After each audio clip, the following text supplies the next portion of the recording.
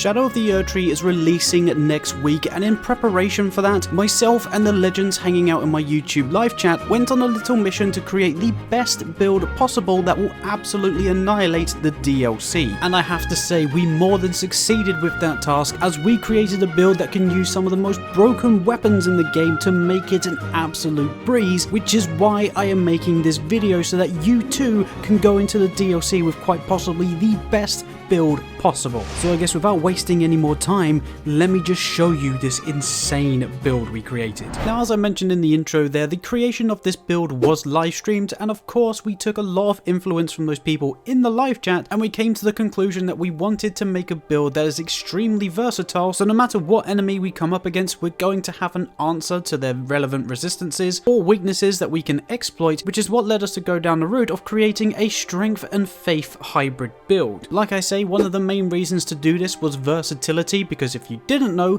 there is a whole range of different weapons that can be used when you delve both into strength and faith. In fact, I'm just going to throw up a few on screen for you now, which are all stupidly overpowered and are more than capable of defeating every single boss in the game so far. So it's more than likely that with these weapons that you're seeing on screen, you're also going to be able to decimate the DLC. But like I also mentioned a moment ago, the other benefit of having such a vast array of different weapons is that if something is, say, immune to fire damage, we can then delve into holy, or even if holy damage isn't doing so well, we can then delve into destined death, or if somehow the bosses are immune to all three of those aspects, we can again just rely on our high strength stat to just bonk our enemies round the head with whatever greatsword is in our inventory. And I know you're probably going to be asking a few questions as to how you should actually set up your talismans and boosts, because of course, if you're using something like the Blasphemous Blade, the setup for that is going to be completely different to something like Ordovis's greatsword, so I will show you the relevant talismans and wonder physic combinations that you should be using depending on what weapon you want to use as your main weapon, but we will come to that later on in the video, because essentially no matter what weapon or what setup you want to go with,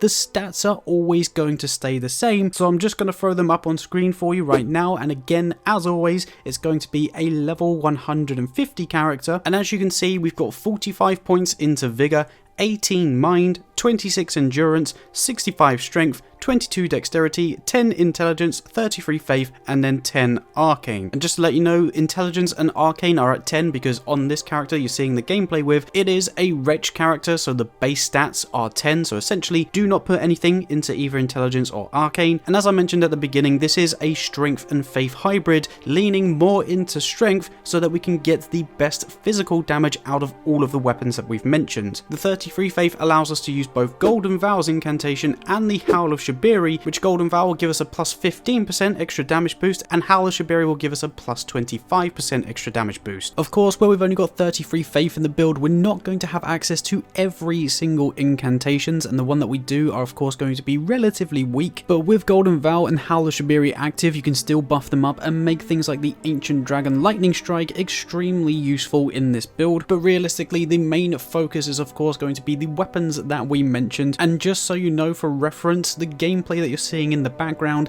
is from New Game Plus 7. I will be going into the DLC with my new game character, but even still, in New Game Plus 7, with these stats allocated as they are, the weapons are still extremely powerful and more than capable of going through the later New Game Pluses, which of course is just highlighting how good this build actually is. And of course, as I mentioned earlier, you are going to need a slightly different setup depending on what weapon you're going to be using, because of course, if you're using something like the Blasphemous Blade and all the flame incantations, then you're going to want to focus on fire damage, but then if you're using something like Destined Death and Malekith's Black Blade, then of course you're going to want to focus on holy and sacred damage. So here I'm just going to explain the talismans and obviously give you the options and tell you how you should obviously set up depending on what weapon you want to use, but essentially no matter what weapon you're going to be using, I highly advise running two particular talismans. The first of which is going to be the Shard of Alexander, as of course we're going to be utilizing pretty much all of the various Ashes of Wars with all of these unique weapons, so the Shard of Alexander is pretty much always going to be equipped on our character. But then the second talisman that's also going to stay equipped on our character at all times is also going to be the Ritual Swords talisman, as that will boost all of our damage output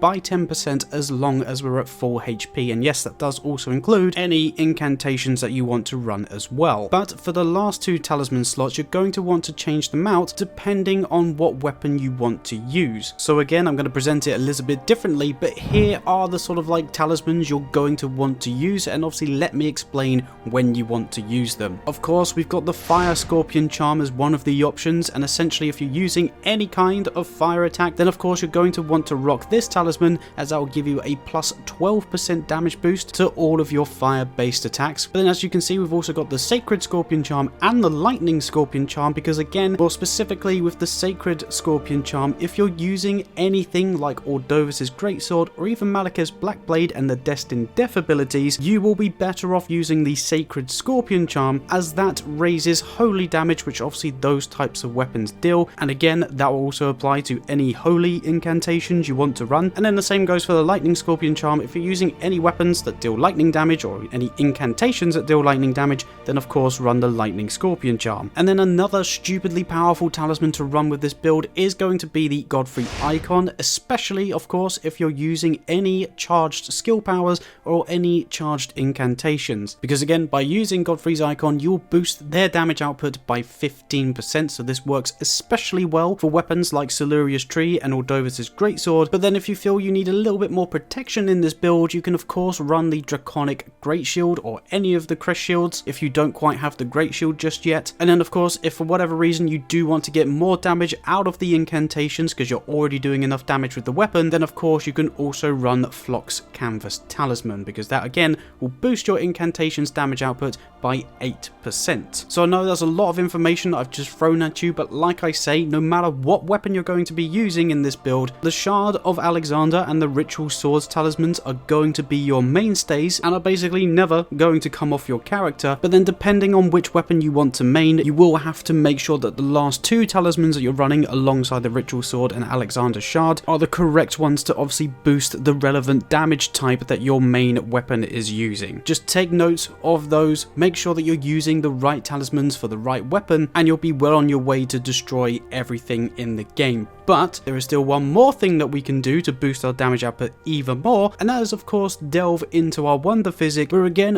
one of the tiers we're going to be using will be in the Wonder Physick at all times, and I highly suggest that the tier you keep the same is going to be the Strength Not tier. That's because with that applied, it will then boost our strength all the way up to 75, almost reaching the final soft cap in the game and giving us even more damage with the base weapon, and obviously scaling all of our relevant skill powers as well. But again, talking about weapon skill powers, the second tier in the Wonder Physick depends again on the main weapon that you're using, because once again you've got the Flame Shroud in crack tier, Lightning Shroud in crack tier, and Holy Shroud in crack tier, and once again make sure that you're using the relevant crack tier for whichever damage type your weapon does, because again, if it's fire damage, use the Flame Shroud in crack tier, if it's lightning, use the lightning one, and if it's holy damage, obviously use the Holy Shroud in crack tier as well. But if for whatever reason you don't want to boost your damage any further, you can also run the Stone Barb crack tier to break your enemies' poisons even quicker than what you were doing already, and this can actually be extremely useful if you are in your later New Game Pluses and delving into the DLC, and will just allow you to once again break your enemy's poise in 3 or 4 charged heavy attacks, which of course can be extremely useful. And then essentially with the right combinations of everything that we've just mentioned there,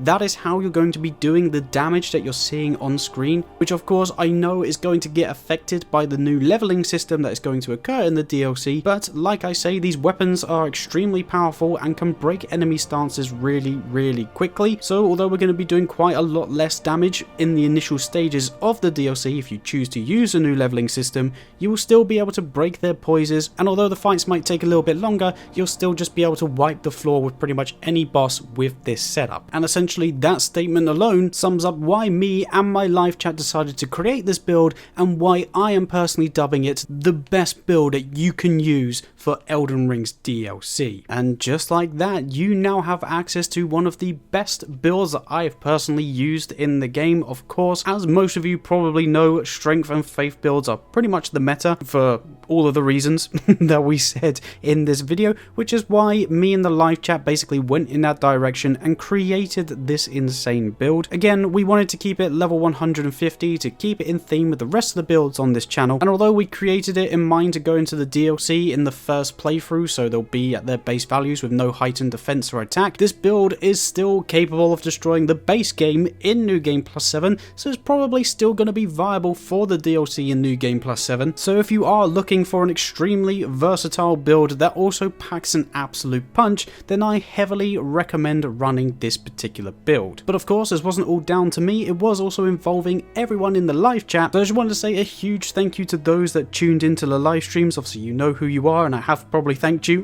during the live streams anyway, but we are going to be using this particular character for the DLC, and I will be live streaming that adventure too. So if you want to get involved, obviously make sure that you're subscribed to the channel, and then that way you'll be notified, because we will be doing the first stream on the 21st of June when the DLC drops. But of course, whilst we're waiting for that, I want to know from you guys, what builds are you going to be taking into the DLC? Because I know Strength and Faith isn't for everybody, and there's probably a lot of you using pure dexterity builds, arcane builds, intelligence builds, so let us know what you're running in the comments, because I'm sure a lot of people are also looking for suggestions as to what they should take into the DLC. But other than that, I just wanted to say a huge thank you again for watching this particular video. I hope you're all having an amazing day, and I guess I'll catch you in the next video of whatever it is that we make. Bye bye.